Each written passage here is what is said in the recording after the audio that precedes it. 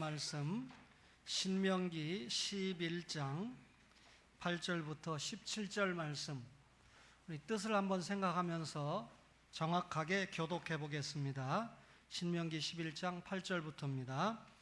그러므로 너희는 내가 오늘 너희에게 명하는 모든 명령을 지키라. 그리하면 너희가 강성할 것이요 너희가 건너가 차지할 땅에 들어가서 그것을 차지할 것이며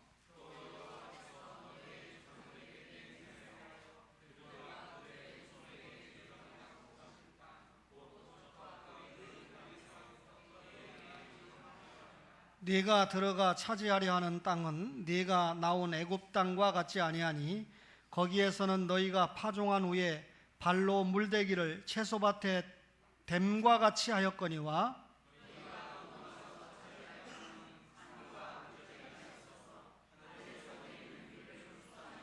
네 하나님 여호와께서 돌보아 주시는 땅이라. 연초부터 연말까지 네 하나님 여호와의 눈이 항상 그 위에 있느니라.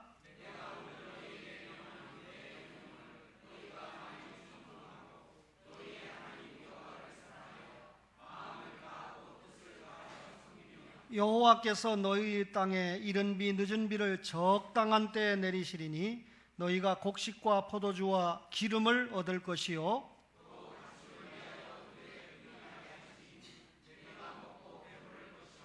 너희는 스스로 삼가라. 두렵건대 마음에 미혹하여 돌이켜 다른 신들을 섬기며 그것에게 절함으로 여호와께서 너희에게 진노하사 하늘을 닫아 비를 내리지 아니하여 땅이 소산을 내지 않게 하심으로 너희가 여호와께서 주신 아름다운 땅에서 속히 멸망할까 하노라. 아멘. 하나님께서 아브라함을 불러 세우셔서 땅과 자녀를 주시겠다 약속을 했습니다. 땅은 가나안 땅을 말하는 것이고 자녀는 예수 그리스도를 통한 영적인 후손들을 말하는 것이죠.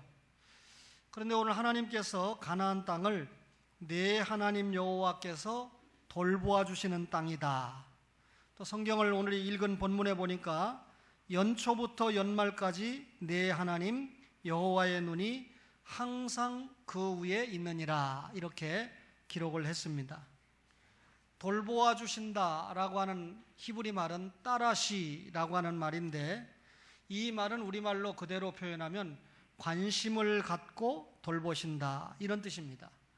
이 관심을 갖고 돌보신다는 말이나 여호와의 눈이 그 위에 항상 있다고 하는 말은 상통하는 표현이죠. 하나님께서는 하루 24시간 1년 365일 어떤 시간에도 가나안을 떠나지 않고 깊은 관심을 가지고 돌보아 주신다, 그런 의미입니다. 오늘 여러분과 저도 하나님의 은혜로 구원받은 십자가의 정병으로 살면서 항상 하나님께서 우리를 돌보아 주시고 항상 하나님께서 우리와 동행하신다라고 하는 사실을 여러분과 저가 느끼고 있지요. 그 삼위 하나님의 인도를 받아서 오늘 거룩한 주일에 주님 앞에 나와 영과 진리의 예배를 드리고 있는 줄 믿습니다. 그러면 여호와께서 돌보아 주시는 땅, 어떤 땅입니까? 비를 주시는 땅입니다. 오늘 신명기 11장 14절을 보세요. 여호와께서 너희의 땅에 이른 비, 늦은 비를 적당한 때에 내리시리니, 이렇게 기록을 했습니다. 땅과 비는 매우 밀접한 관계가 있습니다. 만약에 우리가 살고 있는 이 땅에 비가 오래도록 오지 않는다면 그 땅은 제대로 된 땅이 아니라 사막이 되는 것은 분명한 일입니다. 그러나 만약에 사막이 되어버린 땅이라 할지라도 적당한 비가 계속해서 내려주면 그 땅은 다시 쓸만한 땅으로, 옥토로 바뀔 수 있다는 것입니다. 하나님께서 이스라엘 백성들에게 말씀합니다. 너희가 가나안 땅에 들어가면 너희 땅에 이른 비와 늦은 비를 그것도 적당한 때에 내려주시겠다라고 약속을 했습니다. 이른 비는 이 가나안 유대인의 달력으로는 8월 달에 오는 비인데 우리 달력으로는 대략 10월이나 11월에 오는 비를 이른 비라고 말을 합니다. 근데 가나안 8월은 파종기에 해당이 됩니다. 따라서 이른 비는 파종을 하기 전에 대단히 건조한 기간 동안에 메말랐던 땅을 촉촉히 적셔줌으로 말미암아 땅을 기경하는 데 있어서 대단히 부드럽게 해주고 파종하는 데 있어서 대단히 유리하게 해주는 비가 이른 비다라고 하는 것입니다. 우리 달력 3, 4월경에, 유대 달력 1월경에 내리는 비를 늦은 비다 이렇게 말을 하는데, 이 팔레스타인에는 추수기가 우리로 말하면 3, 4월경에 추수기가 됩니다. 그런데 그동안 비가 오지 않다가 추수기가 됐을 때 늦은 비가 내려줌으로 말미암아 이 따뜻한 나라의 이 팔레스틴 곡식이 아름답게 풍성한 수확을 할 수 있다라고 하는 것입니다. 그렇다면 이 유대인들이 농사를 짓는 데 있어서 이른 비와 늦은 비라고 하는 것은 그 한 해 동안의 흉작이냐 아니면 풍작이냐를 결정하는데 대단히 중요한 요소가 된다라고 하는 것입니다. 여러분들이 성경을 잘 읽어보시면 열왕기상 18장 41절에 가나안 땅에 큰 비가 소개가 됩니다. 스가랴 10장 1절에 보면 소낙비가 내릴 때가 있다고 기록을 합니다. 이사야 30장 30절에 보면 우박을 동반한 폭우가 내리기도 한다 그랬습니다. 시편 65편 10절에 보면 채소 위에 단비가 내린다고 기록을 하고 있습니다. 아가서 5장 2절에 보면 매일 밤이슬이 가득히 내린다고 기록을 하고 있습니다.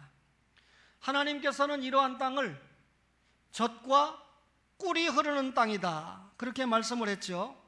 오늘 여러분 신명기 11장 10절과 11절을 보면 하나님께서 애굽 땅과 가나안 땅을 비교를 해서 설명을 하고 있습니다. 여러분 애굽 땅은 어떤 땅입니까? 애굽에 이 물을 공급해 주는 주 수원이 나일강이라는 사실을 잘 알고 있죠. 여러분 애굽에는 아무리 비가 많이 온다고 해도 국토 상당 부분이 사막이기 때문에 그 물을 다 흘려보내서 농사에 도움을 주지 못합니다. 그러니까 애굽 사람들은 농사일을 나일강에 완전하게 의존할 수밖에 없다는 거죠. 비가 오면 나일강이 정기적으로 범람을 합니다. 따라서 이 범람한 이 물을 통해서 땅을 비옥하게 하고 그리고 농사를 짓게 되는 거죠. 애굽 사람들이 조금 머리가 발전하면서 사실은 유대인들을 430년 동안이나 종살이 시키면서 그들의 지혜를 통해서 애굽의 피라미드도 쌓은 거 아니겠습니까? 이스라엘 백성들이 애굽에 범람하는 물이 땅을 비옥하게 하는 걸 알면서 평상시에 물이 필요하다는 걸 알고 관계시설을 만들기 시작합니다. 그래서 물을 저장해 두었다가 필요할 경우에 물을 끌어다 쓰는 거죠. 상당히 인간의 노력이 필요하다는 것입니다. 그런데 가나안 땅의 물 공급원은 오늘 성경 본문에 보니까 하늘이라는 겁니다. 여러분 이스라엘을 가보셨습니까? 산과 골짜기로 연결이 되어 있습니다. 따라서 이 산과 골짜기를 막아서 저수지를 만든다는 것은 상상하기 어려운 그런 지형입니다. 그런데 오늘 이 가나안 땅은 하나님께서 말씀하시기를 비를 흡수하는 땅이다 라고 설명을 합니다. 그렇다면 저수지도 못 만들고 또 땅이 비를 흡수해 버리니까 이스라엘 백성들이 농사를 지을 때 물이 필요하다고 그러면 대단히 곤란하지 않겠습니까? 그러니까 하늘만 쳐다보는 겁니다. 하나님께서 이른 비와 늦은 비를 적당하게 주지 않으면 농사를 제대로 지을 수 없는 땅이 가나안 땅이라는 겁니다. 이런 땅을 우리가 천수답이다 그렇게 이야기하죠. 비가 얼마나 적절하게 내리느냐에 따라서 농사의 흉년과 풍년이 결정되기 때문에 이스라엘 백성들은 가나안 땅에서 하늘을 바라볼 수밖에 없는 것입니다.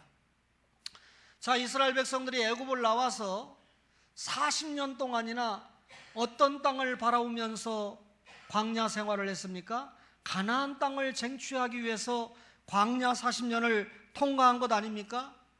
자신들이 광야 40년 동안에 그렇게 소망했던 가나안 땅이 알고 보니까 애굽 사람들은 거들떠도 보지 않는 땅입니다. 하늘이 주는 비를 흡수해버리고 관계시설도 제대로 만들 수 없는 그런 땅이니까 애굽 사람들이 볼 때는 도무지 농사 하나도 제대로 될 수 없는 땅이 가나안 땅이라는 거죠. 그런데 이스라엘 백성에게 하나님께서 이 땅을 약속의 땅이다, 은혜의 땅이다, 젖과 꿀이 흐르는 땅이다, 이렇게 설명을 합니다. 도대체 애굽 사람들이, 불신자들이 못 쓸 땅이라고 평가하는 이 땅을 왜 하나님은 이스라엘 백성에게 젖과 꿀이 흐르는 땅이라고 말씀을 했을까요? 오늘 12절에 분명하게 설명하죠. 가나안 땅은 하나님이 몸소 돌보시는 땅이다. 가나안 땅은 하나님의 눈이 항상 머물러 있는 땅이다, 이렇게 설명하죠. 가나안은 은혜의 땅이라는 겁니다. 왜 그렇습니까? 가나안은 하나님의 은혜가 없이는 살아갈 수 없는 땅이기 때문에 은혜의 땅이라, 그 말입니다. 그렇다면 하나님께서 이런 땅으로 당신이 선택한 이스라엘 백성을 보내신 이유가 무엇일까요? 하나님은 여러분, 절대로 당신의 백성이 자신의 노력으로만 사는 것을 원하지 않았습니다. 신자와 불신자의 차이가 무엇입니까? 불신자는 자기가 잘나고 자기가 지혜롭고 자기가 똑똑해서 자기의 능력으로 산다고 생각합니다. 그러나 신자는 아무리 인간적으로 IQ가 높고 여러분 똑똑해도 내 노력이나 내 의지로만 사는 것이 아니라 하나님의 은혜로 산다고 고백하는 자들이 신자라는 것이죠. 이스라엘 백성들이 하나님의 은혜로 산다는 것을 하나님이 깨닫기를 원하셨습니다. 비록 메마르고 황폐한 땅이었지만 하나님께서 함께 하시면 그 땅은 얼마든지 옥토가 될 수 있다. 이것이 믿음입니다. 여러분, 아무리 인간적으로 노력해서 살아야 되는 애굽 땅이 아니고, 여러분, 가나안 땅은 인간이 노력해도 한계가 있습니다. 하나님이 은혜를 주셔서 이른 비와 늦은 비를 주시지 않으면 소용없는 땅입니다. 인간으로 하여금 하늘을 바라보면서 하나님의 은혜를 기대하게 하는, 믿음으로 살게 하는 땅이 가나안 땅이다, 그 말이죠. 따라서 우리가 이 땅 위에 살면서 하나님의 은혜를 추구하지 못하면 헛겁니다. 이 땅 위에 살면서 믿음으로 살지 못하면 헛일이라는 것입니다. 믿음으로 살고 하나님의 은혜를 구하는 자에게 하나님께서는 풍요로운 수확을 허락하십니다. 하나님께서는 그런 자들을 위해서 이른 비와 늦은 비를 적당한 때에 내려주시겠다고 약속을 하십니다. 하나님께서 친히 저수지가 되어주신다는 말이죠. 다시 말하면 물이 필요할 때 여러분 공급할 수 있는 것이 저수지 아닙니까? 하나님께서 이스라엘 백성이 물이 필요할 때 물을 주시겠다는 겁니다. 이른 비를 주셔서 씨를 뿌리게 하고 늦은 비를 주셔서 수확하게 하신다, 그 말이죠. 여러분과 제가 살고 있는 이 세계에 가뭄이 5년마다 주기적으로 반복되는 것 같습니다. 기상학자들은 엘니뇨 때문이다, 이렇게 설명을 합니다. 금년에도 우리가 논바닥이 쩍쩍 갈라지고 댐들이 바닥을 보이는 기가 막힌 현상을 우리가 목도하지 않았습니까? 아무리 사람이 댐을 만들어 놓고 좋은 저수지를, 소양강댐 같은 걸 수도 없이 만들어서 필요할 때 전기도 만들고 필요할 때 농업용수로 끌어다 쓴다고 해도 결과적으로 하나님이 비를 주시지 않으면 댐에 채울 물이 없어요. 저수지에 가두어둘 물이 없습니다. 하나님이 은혜를 주시지 않으면 헛것이라는 거죠. 애굽 사람들이 아무리 댐을 만들고 아무리 그 댐에서 물을 끌어다 쓰고자 노력을 한다고 해도 원천적으로 하나님이 물을 주시지 않으면 헛일이라는 거죠. 잠을 자지 않고 여러분 쉬지도 않으면서 댐을 만들어도 그것은 헛일이라는 겁니다. 여러분, 때를 따라서 늦은 비와 이른 비를 주실 때, 성도들에게 필요한 적절한 은혜를 하나님이 주실 때 우리가 살아갈 수 있다는 거죠.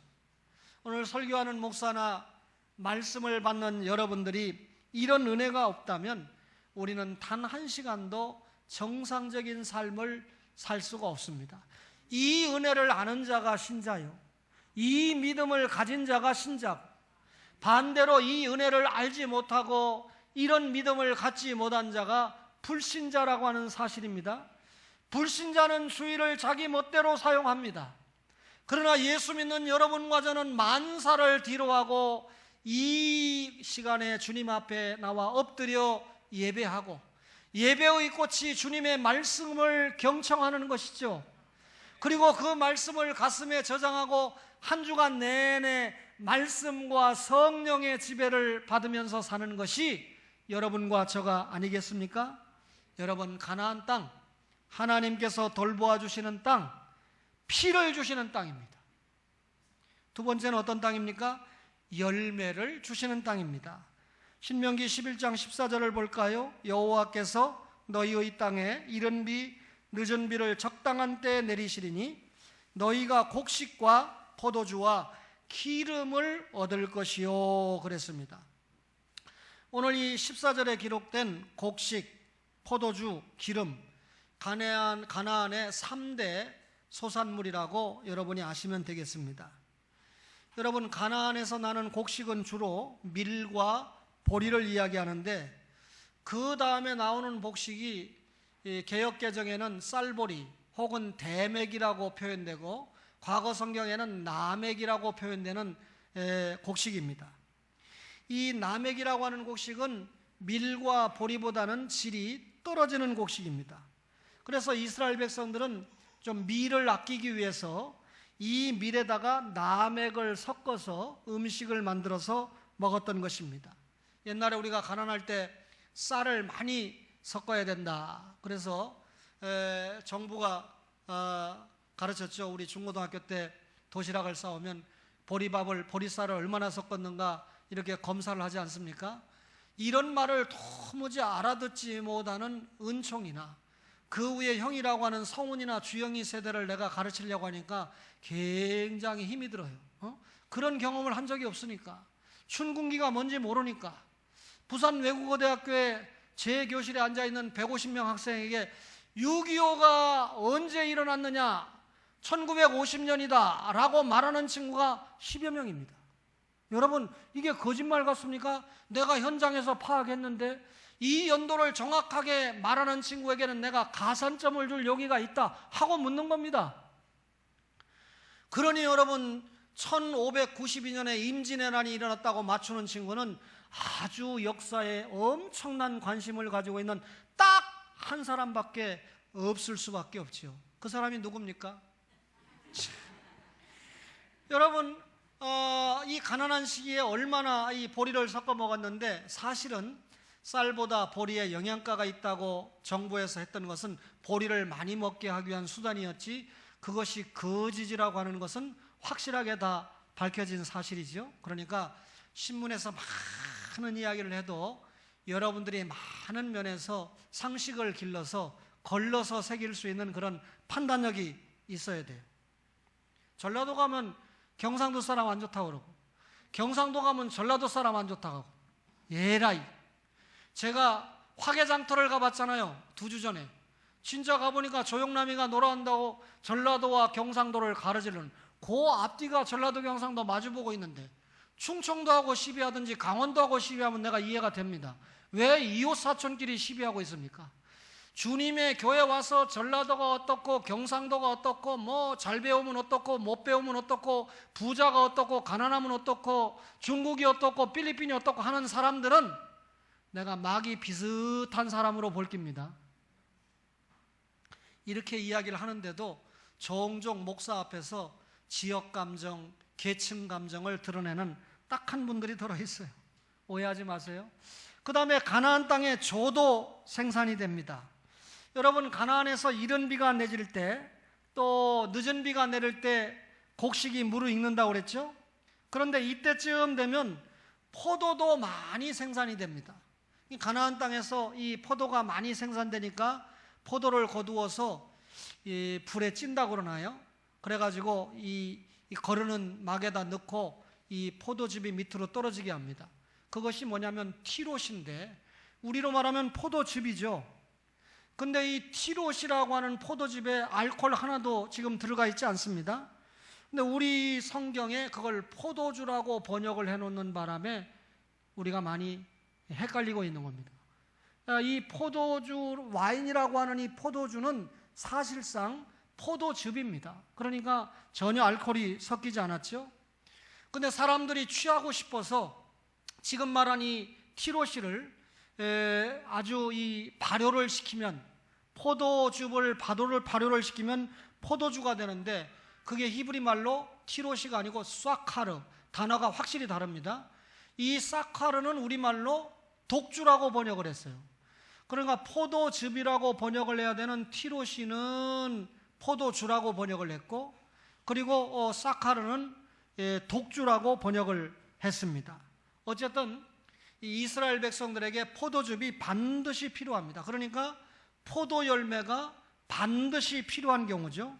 하나님께서 포도 열매를 풍성하게 주시는 땅이 가나안 땅이다. 가나안 땅은 기름도 주십니다. 여러분, 올리브 기름 잘 알지요? 식용으로 씁니다. 이스라엘 백성들이 제사할 때, 하나님 앞에 예배할 때도 올리브유를 씁니다. 여인들이 화장을 할 때도 올리브유를 씁니다. 장례식 때도 올리브유를 씁니다.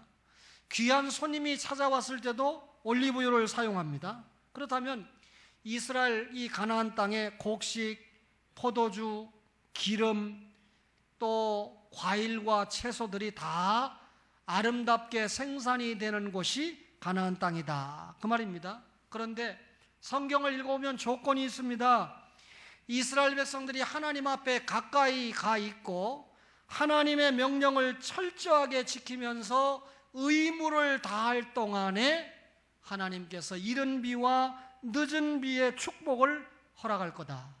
너희들이 하나님의 말씀에 순종하면 하나님이 이른 비와 늦은 비를 주시니까 풍성한 수확을 얻어서 축복을 누리면서 살아갈 수 있다, 그 말이죠. 그렇다면 설교 잘 들었습니까? 이스라엘 백성들이 풍성한 수확을 얻을 수 있는 조건이 저들이 노력을 했거나 토질이 좋거나, 여러분 또 포도주와 기름을 낼 만한 땅의 이 질이 좋아서 열매를 얻은 것이 아니라, 순전하게 저들에게 누가 은혜를 주셔서, 하나님이 은혜를 주셔서 각종 각양 열매를 얻을 수 있다, 그 말입니다. 여러분, 가나안 땅 이야기가 오늘날 여러분과 저에게 무슨 의미가 있을까요? 여러분, 하나님은 이 이스라엘 백성을 뽑아서 하나님의 구속 역사, 신국 역사를 어떻게 진행하시는가를 우리에게 보여주고 있습니다. 따라서 이 말은 가나안 땅에 국한된 이야기가 아니고 구원받고 하나님 나라 일에 동참하며 살아가는 여러분과 저에게 동일하게 적용되는 말씀입니다. 하나님의 말씀에 순종할 때 하나님의 은혜로 많은 축복을 허락하신다, 그 말이죠. 여러분, 대한민국 백성들이 우매하지 않습니다. 나름대로 판단력이 있거든요. 여러분, 박정희 대통령이 1등이래요, 존경도가. 그리고 노무현 대통령이 2등이래요. 3등부터는 퍼센트가 이 1등과 2등에게는 상대가 되지 않습니다. 또 노무현 대통령 별로 좋아하는 사람은 아이고, 또 박정희 대통령에게 피해를 본 사람들은 아이고 그러겠죠. 근데 저는 지금 퍼센트를 인용을 한 거예요. 만약에 노무현 대통령이 박정희 대통령처럼 18년을 집권을 했다 그러면 1등이 될 수도 있고 꼴찌도 될 수 있습니다. 연장된 기간 동안에 국민들을 위해서 잘하면 인기가 더 올라갔을 것이고, 단 5년 동안의 평가 아닙니까? 박 대통령은 상당히 긴 기간 동안의 평가 아니겠어요? 그런데 여러분, 거기에 내가 이름은 여러분에게 굳이 이야기 안 하겠지만 이승만 대통령을 뺀 나머지 두 분의 장로님이 바닥에서 1, 2등입니다. 그러니 참 답답해요. 여러분, 하나님께서 장로 대통령을 세웠을 때는 하나님이 원하시는 뜻이 분명히 있거든요. 여러분, 꼭 기독교 정치가 아니고 기독교적 정치, 자기가 기독교 장로로서 대통령 노릇을 하는 것이 아니라 기독교 신앙을 가진 기초 정신을 가지고 정치를 하면 분명히 하나님이 영광 받으시고 이 나라를 향한 하나님의 축복이 연결이 될 텐데, 이분들이 대통령이 되기 전에는 기독교 신앙을 표방하고 대통령이 되고 나서는 여러분 도무지 장로 냄새가 나지 않으니까 하나님의 징계를 받을 수밖에 없잖아요. 구약의 원리로 볼 때 왕이 잘하면 백성이 복을 받는 거예요.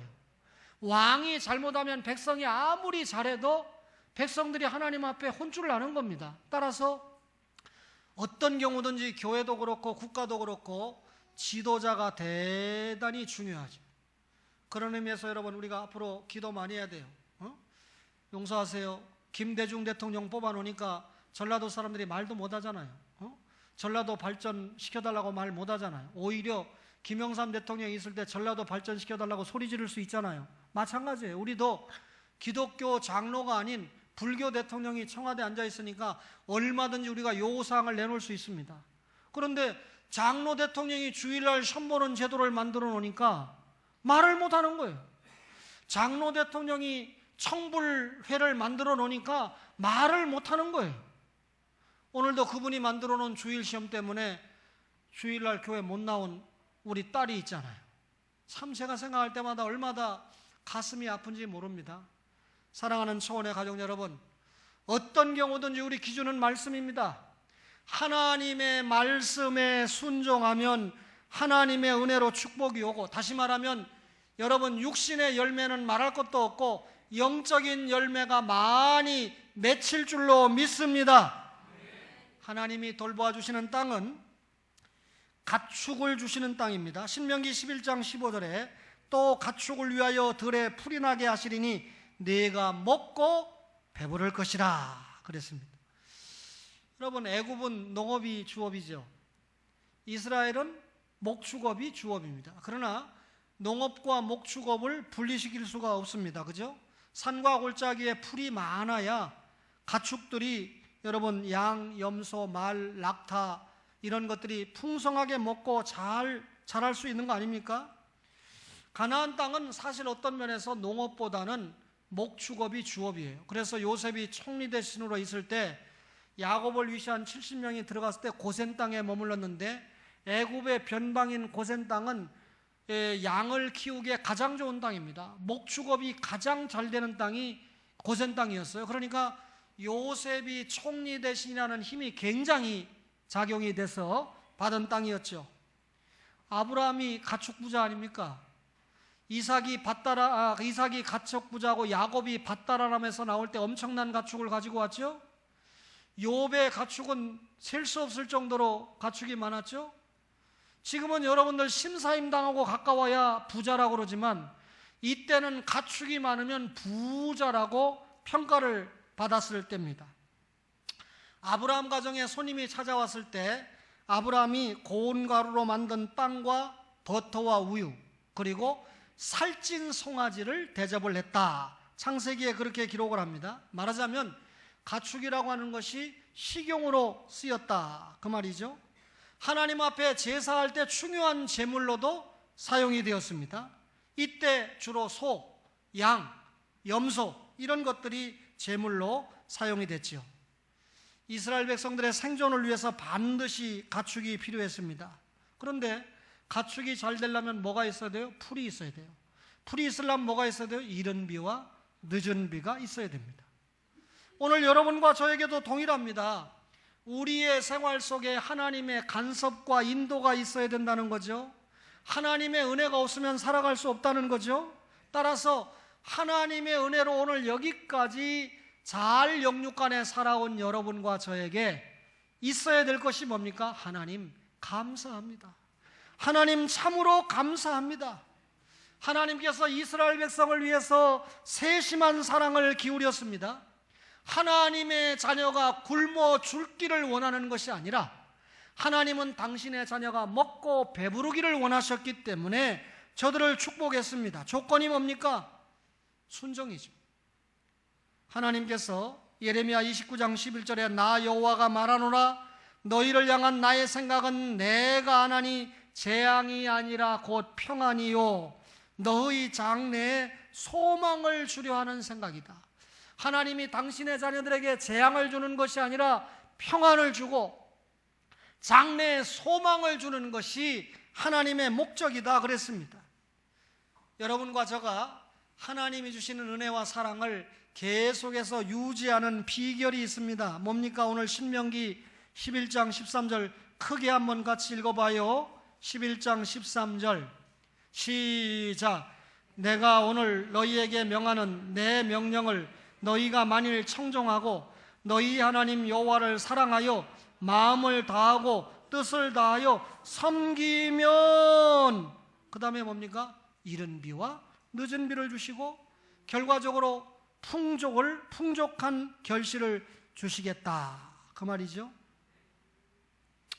여러분, 이스라엘 백성들이 하나님의 말씀에 순종해야 되는데 예수를 잘 믿어야 되는데 저들이 지금까지 초림하신 예수님을 믿지 않아요.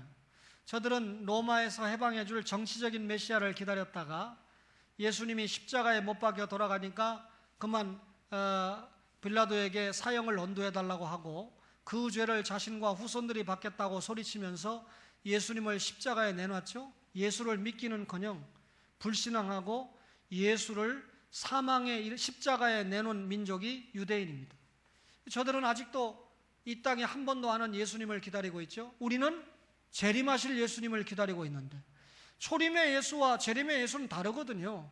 초림의 예수를 기다리고 있으면 잘못된 신앙이거든요. 그런데 지금 전 세계적으로 얼마나 이슬람이 여러분 확산되고 있습니까? 이슬람에 대해서 여러분과 저가 잘 못 깨달으니까 하나님이 이슬람 자체 내에서 보코하람도 일어나게 하고 그리고 IS도 일어나게 하고 탈레반도 일어나게 해서 이슬람이 어떤 종교인가를 우리가 깨닫게 하고 있어요. 그런데 이걸 잘 모르니까 경제만 생각하는 우리 박근혜 대통령은 이슬람의 문을 열려고 하는 누를 지금 범하고 있지 않습니까? 우리 후손들에게 얼마나 영육 간에 막대한 피해를 주고 있는가를 모르는 일이죠. 혹 1960년대 배고플 때 그 아버지 대통령이 그랬다면 배고픔을 해결하기 위해서 그랬다고 인정하겠지만 지금은 굶어 죽는 사람은 없거든요. 굶어 죽는 사람은 자신에게 문제가 있는 거지. 여러분, 노력하면 다 의식주 문제는 해결할 수 있는 시대 아닙니까? 따라서 여러분, 이스라엘 백성들이 이슬람이 이 유대인들을 상대로 하는 것이 이스라엘 아닙니까? 이삭과 이스마엘의 자손들이 전쟁이 붙어가지고 세계적으로 20억이 넘는 이슬람 인구가 불과 3천만 명이 안 되는 유대인들을 향해서 집중 공격하고 마음의 살인을 하고 있잖아요. 유대인들이 살아날 길이 없어요, 앞으로. 유대인들이 살아날 길을 지금 누구하고 손잡는 것으로 찾고 있냐면 그래도 이슬람 저놈들은 나쁜 놈들이고 기독교와 손을 잡아야 되겠다. 그래서 전혀 우리 지교에 호의적이지 않았던 이스라엘 이 친구들이 조금씩 기독교 신자들에게 문을 열고 있습니다. 이것이 지금 나타나고 있는 현상입니다. 그래서 유대인 가운데 예수 믿는 사람이 생기고 있어요. 과거에 없었던 일입니다. 그리고 기독교에 대해서 엄청나게 배타적이었던 것에서 약간씩 호의적으로 바뀌고 있습니다. 하나님의 때가 되고 있다. 저는 그렇게 보고 있어요. 유대인들이 회개하고 이스라엘 백성들이 총체적으로 회개하는 그 시간, 주님이 오실 때가 다 됐다라고 저는 역사적으로 조망을 하고 있습니다. 이제 이스라엘 백성들이 예수님을 영접하고 하나님의 말씀에 순종하면 여러분, 선민으로 대변되는 여러분과 저가 하나님이 약속하신 축복을 계속해서 누릴 수 있는 거죠. 오늘 말씀을 받고 있는 여러분과 전하는 제가 이 말씀을 전하는 데서 끝나지 않고 이 말씀을 듣는 데서 끝나지 않고 이 말씀을 우리 중심에 모시고 하나님 중심, 성경 중심, 그러기 위해서 교회 중심으로 살면 하나님께서 주시는 은혜가 계속해서 공급될 줄로 믿습니다. 그러면 하나님이 돌보아 주시는 땅이라는 말씀을 통해서 세 가지 기억해야 돼요. 하나는 인간의 모든 노력이 하나님을 섬기는 노력에 집중돼야 된다. 하나님은요, 양보다 질을 원하십니다. 무슨 말입니까? 한 주간을 다 요구하지 않고 첫날을 요구하죠. 오늘 첫날이죠. 소득의 모든 것을 요구하지 않고 첫 열매 11조를 원하시죠. 하루 전체를 당신에게 달라고 하지 않고 직장 생활도 해 첫 시간을 요구합니다. 새벽 시간이 얼마나 중요합니까? 무슨 일을 시작하든지 이것은 하나님을 믿고 의지하는 태도를 원하시는 겁니다. 구원은 하나님의 절대 주권으로 되는 거지만 우리의 생활은 하나님이 우리에게 자유의지를 주셨습니다. 첫 시간을 원하고 첫 열매를 원하신다고 하는 것은 너에게 준 시간과 공간을 하나님께 맡기고 하나님을 섬기고 하나님 우선하는 마음으로 살아야 된다, 그 말입니다. 언제나 기준이 하나님입니다. 나에게 영광을 받아야 될 존재가 하나님입니다. 그런 은혜로 살아가시기를 바랍니다. 하나님이 섬기는, 하나님이 돌보아 주시는 땅을 깨닫는 분은 하나님께 감사하면서 살아야 됩니다. 하나님께서 우리에게 비와 가축과 열매를 허락을 하셨습니다. 그 외의 모든 것들을 다 주셨죠. 이걸 인정한다면 우리에게 나오는 자세가 무엇뿐입니까? 감사뿐이죠. 이 모든 것을 주신 하나님 감사합니다. 이 한마디의 고백 속에 여러분, 자녀가 부모 앞에 길러주셔서 감사합니다, 이렇게 해주셔서 감사합니다 할 때 그 자녀를 위한 모든 희생의 수고가 다 잊혀지잖아요. 보람으로 나타나잖아요. 여러분과 저에게 모든 것을 채워주신 하나님 앞에 감사합니다. 감사합니다. 하나님이 돌보아 주시는 은혜, 하나님이 돌보아 주시는 땅이라는 믿음을 가졌다면 그 작용은 감사로 나타날 수밖에 없어요. 범사에 감사하시는 초원가족이시기를 바랍니다. 또 하나는요, 우리 삶의 진정한 목적을 생각해야 돼요. 여러분, 하나님이 모든 것을 우리를 위해서 주셨죠? 비와 열매가 다 인간을 위해서 주신 거 아닙니까? 그렇다면 이런 모든 하나님의 축복을 받아 사는 우리는 무엇을 위해서 살아야 됩니까? 누구를 위해서 살아야 됩니까? 오직 하나님의 영광을 위해서 살아야 되죠. 하나님의 영광이 뭡니까? 하나님 기쁘시게 하는 거 아닙니까? 어떻게 하면 하나님 기쁘시게 하죠? 히브리서 11장 6절에 믿음이 없이는 하나님 기쁘게 못합니다. 그러면 우리에게 주어진 70년, 80년 동안 구원받은 우리가 믿음으로 사는 것이 하나님을 기쁘게 하는 것인데, 그러면 우리의 믿음의 삶이 어떻게 나타납니까? 하나님이 원하시는 선교적인 삶으로 나타나는 거예요. 구원받고 하나님의 일을 하는 것이 선교적인 삶 아닙니까? 그렇죠? 제 아내가 아프다 하니까 제자가 제 아내에게 맛있는 거 사주라고 돈을 보냈대요. 제 생각보다 좀 많이 보냈더라고요. 그래서 제가 옛날 같으면 제 아내에게 그런 돈 들어왔다고 말도 안 하고 필요하면 선교비로 보내고 할 텐데, 제가 양심의 고백을 하고 제 아내에게 몸보신을 이틀 동안 시켜줬어요. 장어도 사주고 소고기도 사주고. 나중에 일기를 보시면 압니다. 누가 또 텔레비전에 나왔다 하는데 우리 동네에 29,000원이면 1.2kg를 민물장어를 주는데, 이 얘기하면 장로님들이 나한테 알려달라고 난리가 날 거예요. 야, 둘이 가서 29,000원에 장어를 그렇게 실컷 먹다 남겨왔어요. 몸보신을 했는데 제가 그랬습니다. 이제는 내 아내에게 투자하는 것도 선교다. 제 아내가 슬슬 아프기 시작하니까 제가 강아지 키워야 되죠, 빨래해야 되죠, 밥해 먹어야 되죠. 이게 한 주일 동안 해보니까 이게 보통 일이 아니에요. 그래서 이거 안 되겠다, 내 아내가 좀 육신적으로도 건강하는 게 필요하겠다. 그래서 제가 앞으로 더 잘 살피려고 합니다. 그러니까 설교를 제대로 못 알아듣고요, 우리 목사님 그렇구나. 아니, 장로님들, 집사님들 자기 아내를 그렇게 생각해야 된다고 그렇게 좀 알아들어 주시면 안 돼요? 박병진 집사님만 아멘 하는 거 봐. 이게 오늘날 우리가 갖는 비극이에요. 이렇게 얘기하니까 여성도 들은 지금 크게 아멘 하는데 아마 장로님이 잘하는 것 같은데 아멘 소리가 크네. 우리가 여러분 70년, 80년 사는 동안에 나를 위해서, 내 육신을 위해서, 먹는 문제, 입는 문제, 보는 문제만을 위해서 애쓰는 것이 아니라 이 70년, 80년 넘어 영생의 세계, 영원히 사는 저 천국을 생각하면서 우리가 믿음으로 감사하며 준비해야 되지 않겠습니까? 우리 믿음으로 저 천국에 갑니다. 은혜입니다. 공짜입니다. 노력한 거 없습니다. 그런데 여러분, 우리의 노력으로 저 천국에 가서 얻는 것이 무엇입니까? 상급이지 않습니까? 여러분이 다른 교회가 아니고 초원교회에서, 다른 목사가 아니고 굳이 신목사를 만나서 신앙생활한 최후의 축복이 천국에 가서 상급이 많아야 된다는 것이 제 주장이고 제 사명이고 여러분의 요구 아니겠습니까? 이 교회에서 신앙생활하는 여러분들의 상급이 많기를 간절히 바랍니다. 그렇다면 하나님의 은혜를 절실하게 깨닫고 믿음으로 감사하면서 주어진 시간과 공간에서 하나님이 원하시는 희생, 하나님이 원하시는 헌신, 하나님이 원하시는 봉사, 주님 앞에 최선을 다하여 신국사의 주역으로 사시는 여러분들이 되시기를 주의 이름으로 간절히 바랍니다.